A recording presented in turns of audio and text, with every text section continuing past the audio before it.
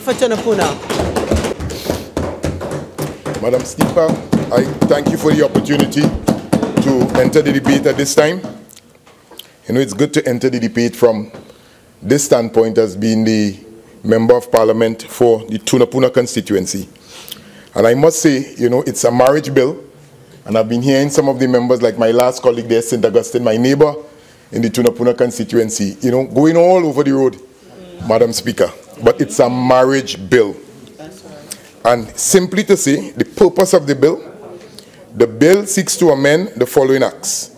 The Marriage Act, Chapter 4501, the Muslim Marriage and Divorce Act, Chapter 4502, the Hindu Marriage Act, Chapter 4503, the Orisha Marriage Act, Chapter 4504, and the Matrimonial Proceedings and Property Act, Chapter 4551. And we went all over the place since we started the debate, roughly around, minutes to 2.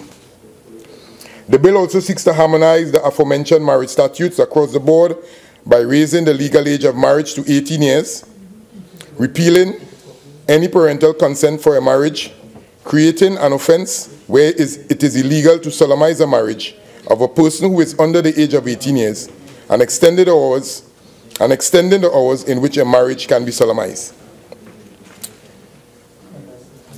The MP for St. Augustine, I was wondering, where he was heading when he made the statement that the marriage bill, came about and started 2 days after the Indian Arrival Day celebrations.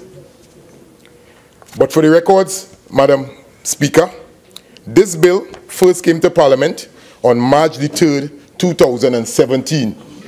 And if to correlate it, it started 2 days into the Lenten season. All right? 2 days into the Lenten season. And again, I'm only making reference to what the member for St. Augustine said. Right? I don't need to rebut. There's some things there's no need to rebut. I am here to make my presentation to show why I support the marriage bill. Added to that, the Lenten season started on March the 1st, 2017. And as I said, the second day, and we are still into Lenten season. I think we have about 2 more days before we end the Lenten season. And added to that, the first week of Ramadan was also earlier this week. So again, if we want to look at the page or the direction that the member for St. Augustine, we in Lenten season, we at Indian Arrival Day, we also into Ramadan. All three. So again, I say no more and I leave it just there.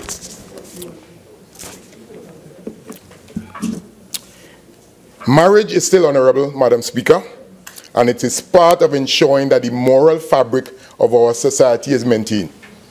Right? We need to ensure that marriage leads to families. Families need to ensure that the society will be well taken care of, and then our society of Trinidad and Tobago will be on a good footing. The member for, Honorable Member for Laventille West, spoke about, 2 scriptures. He quoted from Genesis, he quoted from Ephesians. But today in my discourse, I really want to look at it from a biblical point of view.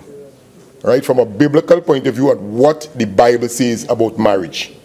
Many of us quote scriptures in this August chamber, but today I really want us to go through a discourse and pay attention, listen well. I know it's not Sunday morning or it's a midweek service, but I really would like you all to listen to my discourse today as with regards to marriage. Yeah, once it really is, it's with the bill. It's with the bill. And at times, Madam Speaker, based on Standing Order 4410, I would like to also get permission to read my discourse. But before I get there, I'd just like to quote from 1 or 2 quotations, from the newspaper.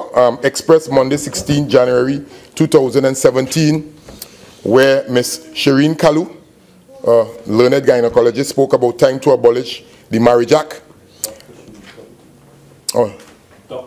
Dr. Shireen Kalu. Thank you. Right? Express Monday, 16 January 2017, and I quote, "People who are calling the government to deal with teenage sexual promiscuity before tackling the issue of child marriage ought to hang their heads in shame." For the first time in the history of the country, efforts are being made, in the first time in the history of Trinidad and Tobago, efforts are being made to amend the Archaic Marriage Act, under which Hindu, Muslim, or Risha marriage are allowed to be performed in Trinidad and Tobago. And she goes on and she talks about, the positives with regards to that situation. There's another editorial, again Monday 16 January 2017 in the Express. Child marriage is an abomination, and it's from Mr. Jonathan Bagu. And he also spoke about the Christian Youth Foundation condemns the practices of child marriage within Trinidad and Tobago. It is immoral and contrary to the rights as esteemed in the 1976 Constitution of Trinidad and Tobago. And then again he goes on in the discourse to speak about all the things. My learned colleague from Caroni Central would have also mentioned about the network of non-governmental organizations. And they also support the learned Attorney General with regards to the proposed change for the laws against marriage in Trinidad and Tobago. And the headline goes, NNGO, Trinidad and Tobago laws must protect our children. And it's from the Guardian of Thursday, March 2nd, 2017. It also quotes with regards to the member for Siparia, actually back in 1997, when Mrs. Kamla Prasad Bisesa, as Attorney General, formed the first Marriage Act Review Committee. I don't know if you remember, could we call, back then? So again, we are here now in 2017. Madam Speaker, we must save our children. We live in an era where many girls, including infants, minors under 18 years of age, and teenagers are being sexually abused, raped, and even molested at times. Not only are these activities a violation of the laws of Trinidad and Tobago, but is also a clear violation of God's law according to the Bible. And we can go to Leviticus 19:29, which says that parents shouldn't permit their daughter to participate in prostitution, since it would cause the nation to become profane, polluted, and immoral. Proverbs 14:34 goes on to say that righteousness will exalt a nation, but sins causes a people to be disgraced. If we fail to abide by God's holy standard, our beloved nation would suffer reproach. However, if we as a people choose to be upright and right standing with the Creator, we could be elevated. Madam Speaker, while having sexual intercourse with minors, children under the age of 18 years remains illegal. There are those in our land who would like to have this legalized by simply permitting fully grown men to marry minors. We need to be careful that we don't pass laws that are contrary to God's laws. The nation of Trinidad and Tobago is founded under the principles that acknowledge the supremacy of God. And again, all races, all religions can find an equal place in Trinidad and Tobago. Let's now examine carefully what does the Holy Bible say on the subject of child marriages, and what is the view on this matter. Marriage was the first institution created by God, and again, as my colleague quoted from Genesis 2:24, marriage is also honorable and holy. But should a child be allowed to marry? And I think that's the question that we all need answered here today. Shall a child be allowed to marry? Is a minor or preteen mature enough to commit herself to this sacred institution? Marriage is a sacred institution, Madam Speaker. And again, no child should be entering into something which they have no clue, no idea about. Under age 18, definitely. Thank you, Member for Siparia. Madam Speaker, well, let's see what the Bible says about childhood. The Old Testament, Prophet Zechariah foresees the streets filled of little girls and boys playing. That's what children do. Children play. You know what I mean? Marriage is not about playing, right? Marriage is not about playing. This of course, is what children do. They play and have fun. King Solomon writes in Ecclesiastes 11:19 that childhood is a time for enjoyment, happiness, and fun, while preparing oneself for the demands of adulthood in the future. That's what a child does. You're going through your stages, you're having fun, you're happy, but you're preparing yourself for that adulthood. And again, as enshrined in our laws, which is 18 years of age, that year you can vote and everything. Right? So again, let's prepare them. Both Zechariah and King Solomon appear to be in full support of children being allowed to be children and not forced into adulthood before time. Let girls continue to be girls. You know that statement? We use that statement, let girls continue to be girls and let boys continue to be boys. Let's not deprive them of their childhood, Madam Speaker. Let's not rush them into the realities of the responsibilities of being an adult. I remember distinctly, at age, 24, I mean, I had my girlfriend, wanted to be married and so on. And when I went to my mom, she told me categorically that I was not ready at age 24. I had to hold on 2 years. 2 years at age 26 in order to marry. I am saying I am 28 years happily married. Happily married at age 26. You know what I mean? So again, so picture a 16-year-old, a 14-year-old coming to the mother, or my daughter my second daughter who now turned 18, and saying, Daddy, I'm ready to get married. Oh man, come on. How much of us in here would really like our daughters to be married at age 16, at age 17? That's the age you're getting ready to go on from advanced levels in order to go to university, to go on to some higher form of education. How could she come and say she wants to get married at this age? And that's the question. So our learned Attorney General is bringing the law before us and saying, listen, let's bring all the various laws together and bring it under one governing body. One governing body. You know what I mean? And I give him all the praise for doing that today.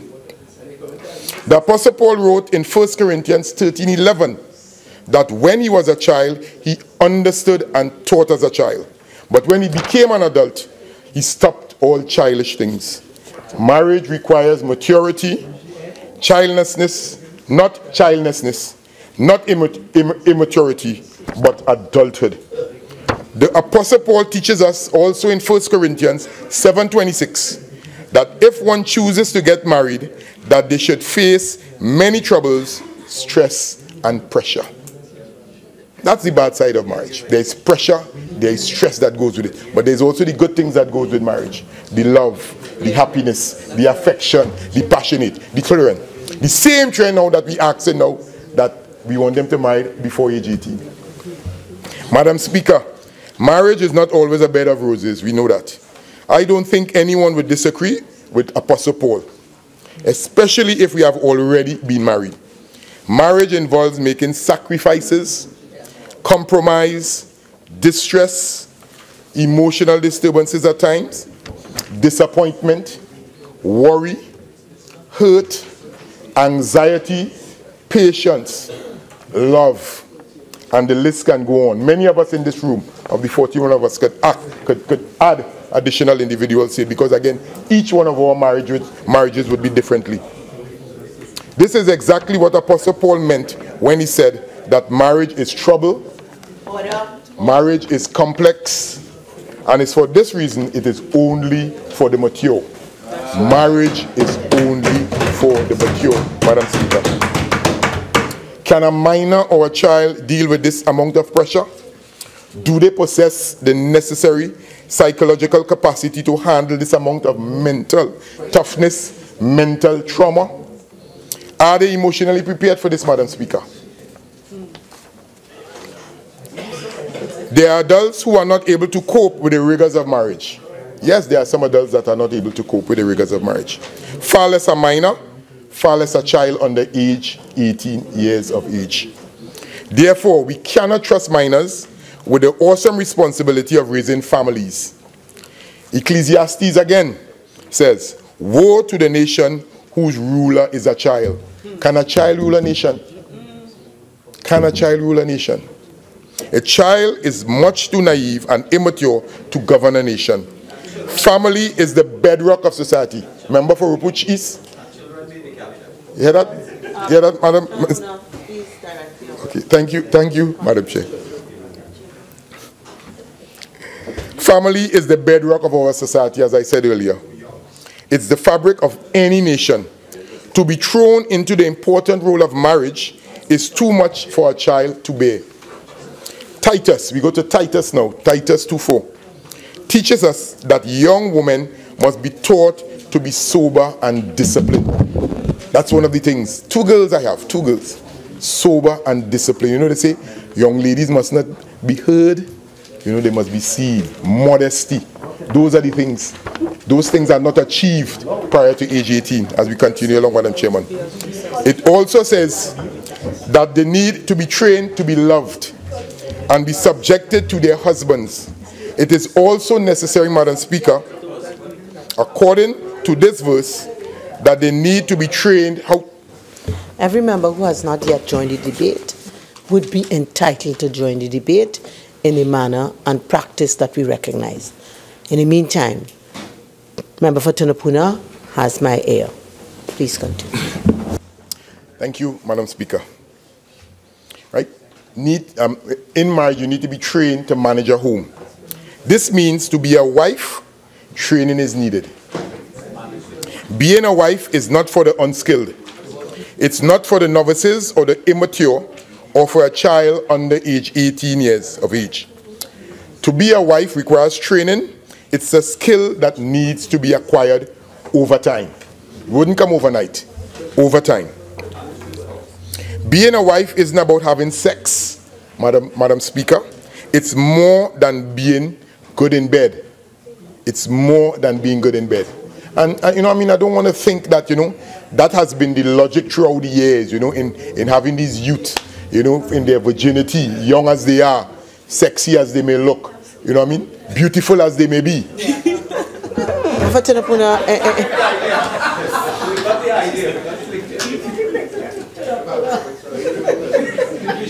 Okay? Yes, please.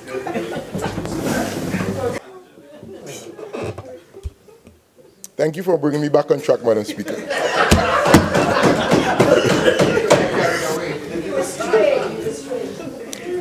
A wife is also the keeper of a house. She must be domestically inclined. She must also be economically. Excuse me, please, members. The decorum. And again, I advise the members who sit at the lower half of the house, for some reason, the microphones pick you all up more than everybody else. Please. I'm sure anybody else will respond. Tunapuna. Yeah. And Madam Speaker, again, it's also gender related. Both male and female. Men and women. All right? It's just that, you know, in terms of the context of the bill, you know, we are really referring to the female part of it. But again, both male and female, again, must be economically inclined, domestically inclined, likewise. A wife today is also a breadwinner, right? Many wives today are breadwinners within the family. She must learn how to love her husband. Likewise, the husband must know how to like or love his wife. To be affectionate, to have fondness, to show benevolence and kindness. And again, both husband and wife as we go along. This requires training or teaching according to Titus 2, verses 4 and verse 5. Madam Speaker, there is an obvious contrast between wise women and foolish women as quoted in Proverbs 14:1, which shows what a wife must possess in order to build her home. This means she must have prudence, intelligence, knowledge in order for her to govern the affairs of her household, to manage the finances, arrange meals, to take care of her children, to work, etc.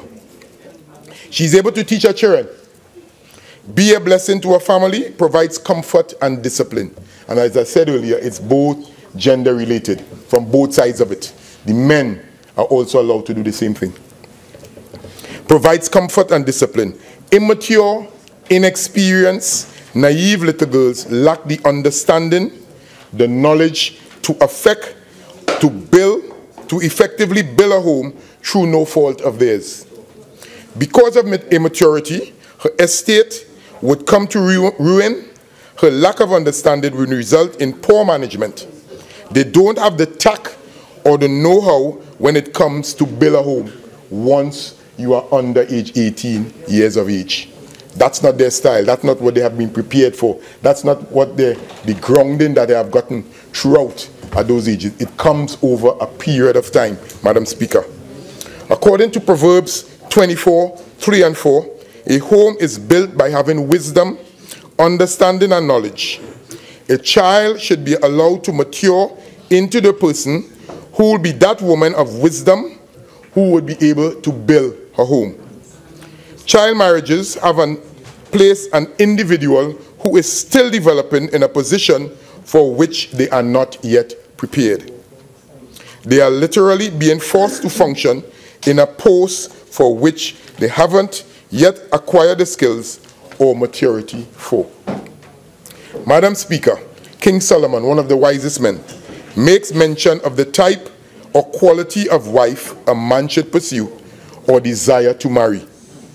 Proverbs 12 verse 4 tells us about a noble wife, a lady of strong character, a lady of strong character, worthy of respect, worthy of honor.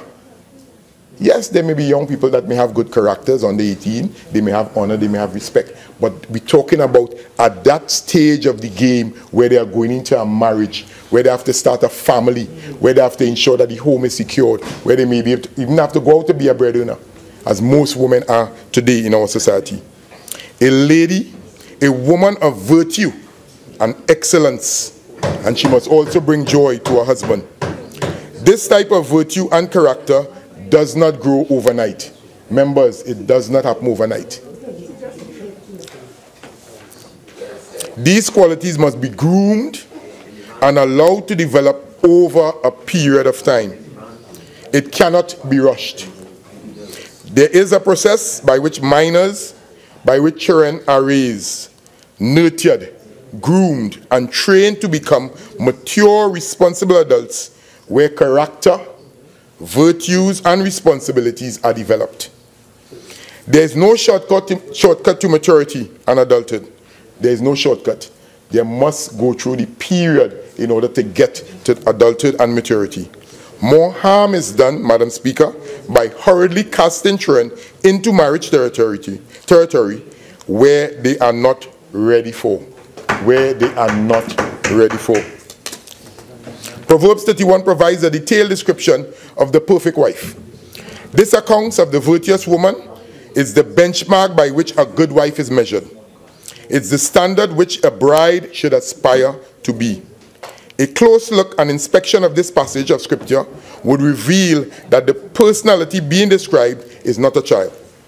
Madam Speaker, Proverbs 31:10, a wife is noble. Character or a virtuous woman is precious and valuable. The same thing goes for a man. The same thing goes for a man. Verse 11, a good wife is trusted by her husband. Members, listen carefully. A good wife is trusted by her husband. He has full confidence in her. He could afford to turn his back knowing she would not disappoint him. His mind is at rest. You want to know that when you leave the house one morning, she's at rest. Madam Speaker. All right, okay. My colleagues telling me the same thing goes for a man. The same thing goes for a man. But remember, I want to stay close to what the bill is, members. I want to stay close to what the bill is with regards to, again, legalizing the age limit for 18-year-old female. But the same thing can be said for males. Member for Tobago East? Yes. The same thing can be good for the males. He could afford to turn him. His mind is at rest. She does not have to be supervised or policed. A 16-year-old need to be supervised. You still need to hold their hand. Sometimes my 18-year-old, when I cross in the road with her, sometimes I hold her hand to cross the road still. Even my wife, I still hold her hand to cross the road at times. So far less for a 16-year-old or 17-year-old. I might have to lift up. Imagine as a husband, you're lifting up your wife to cross the road. Let's get back to the meat of it. Clearly, this is not the qualities to be shown of a child under 18 years of age. Children must be supervised. We go to verses 13 and 14 of same Proverbs 31. She is industrious, has business sense, and can manage money. She is also educated. She is also educated. Verse 15. She knows how to manage her time. She is also responsible. Also responsible. Verse 16. She is able to estimate the worth of a purchase. She knows a good bargain. A 16-year-old knows a good bargain. A 16-year-old could make a good purchase rather than to go and buy lollipop, apples. You know what I mean? You never can tell. She needs to know a good purchase. The verse says she considers a field before she buys it.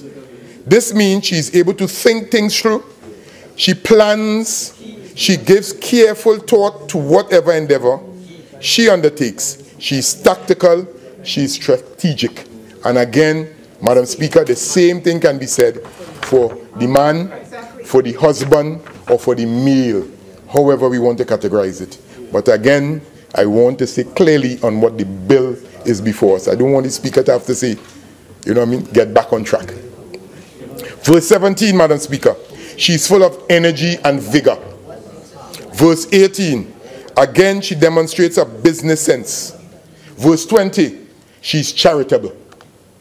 Verses 21 and 22 of the same Proverbs 10, she ensures that her family is well clothed, protected from harms and danger. Likewise, the husband can do the same. The male individual can do the same. Verse 23, Madam Speaker, the quality of man she marries also speaks volumes of her own character. She must be able to make a wise choice. She must be able to make a wise choice. And I sure many of us, being married for a number of years, I heard my colleague from St. Augustine talking about the number of years you have been married, and you must be satisfied. 14, you made a wise choice. This virtuous woman or lady would not settle for any man. She wants a husband worthy of respect and honor. She wouldn't be interested in any type of man, nor a man interested in little girls under age 18. Verse 23 of Proverbs 10. The reverse can also be true. A man of noble character and virtue. Right? We wanted to hear about the man all the time. A man of noble character and virtue. One who is conspicuous. One who is highly esteemed. A wife wants to know that she has a man of good standings. That's right. He would choose a lady with these very attributes. He would not marry a little girl or someone who is childish, naive, or immature. He wants a wife who is compatible with him. And I trust we all would want a wife that is compatible with us.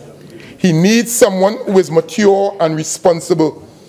Therefore, those who have an interest in minors, children under the age of 18 years of age, one would have to question the sense of dignity, responsibility, integrity, and maturity. These men lack character, Madam Speaker. They are desperately in need of the code of ethics, morality, and integrity. Verse 25. She has vision and foresight. Same thing can be said for women. Vision and foresight. She's confident about the future.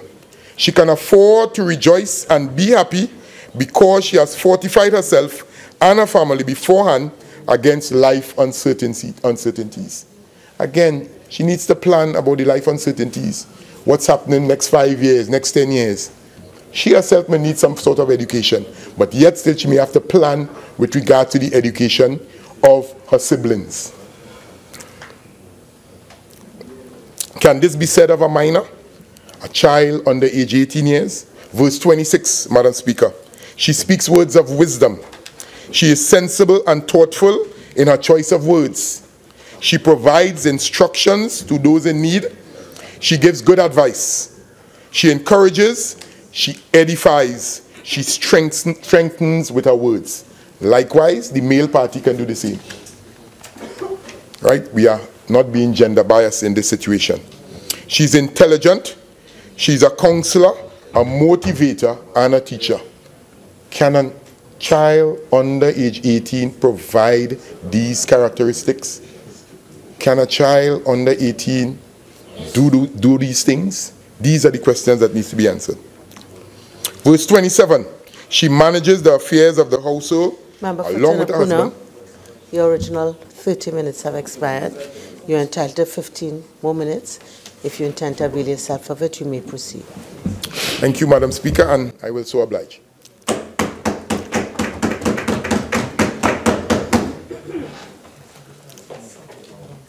Yes, she manages the affairs of her household. Likewise, the husband will manage the affairs of the household. They both have time, don't have time to be idle, both the male and the female. Verse 28, she successfully raises her children who appreciate all her labors and efforts. Raises her children. Can a 16-year-old raise a child? Yes, it's happening in the world, but still, this side sees the need in order to make the necessary legal adjustments in order to ensure and avoid and to minimize not much of that happens within our society. Madam Speaker, I ask you today, how can children raise children? How can children raise children? She's a blessing to her husband as well. Verse 29 of Proverbs 10, she is royal, a lady of high moral standards, noble character, excellence, and what we would call a gem. Most of us have a gem. Most males have a gem. Most females have a gem. Right? Most of us have a gem inside this world. Verse 29. This is the type of woman every man should desire to marry. Not minors.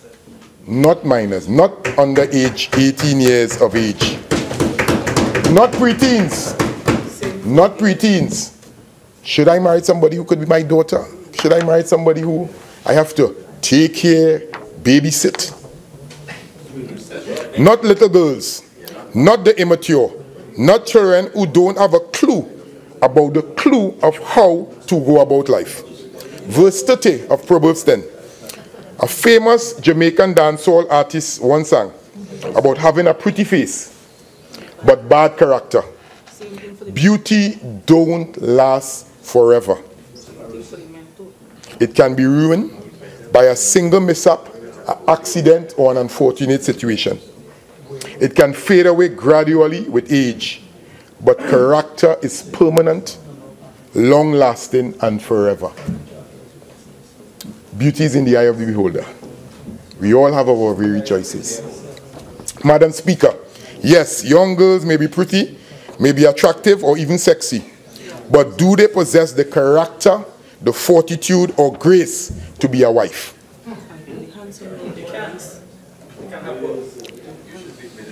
The smooth face can and will become wrinkled, but maturity is enduring and long-lasting. Madam Speaker, maturity is long-lasting. Madam Speaker, today I beseech us to please allow our minors, our preteens, our teenagers, girls under age 18 years to develop character, respect, honor, virtue, health, and of course, an education. We want the type of wife who wins the approval of not just her husband, but we want a wife that will be able to get the approval of her husband, of her children, her family, the community, her nation, and also of God. Madam Speaker, today I wholeheartedly endorse this marriage bill as laid in this Parliament by the Honorable Attorney General, the Miscellaneous Provisions Marriage Act 2016, and it's duly endorsed and approved, and in this chamber today I endorse it fully. Thanks for the opportunity. Member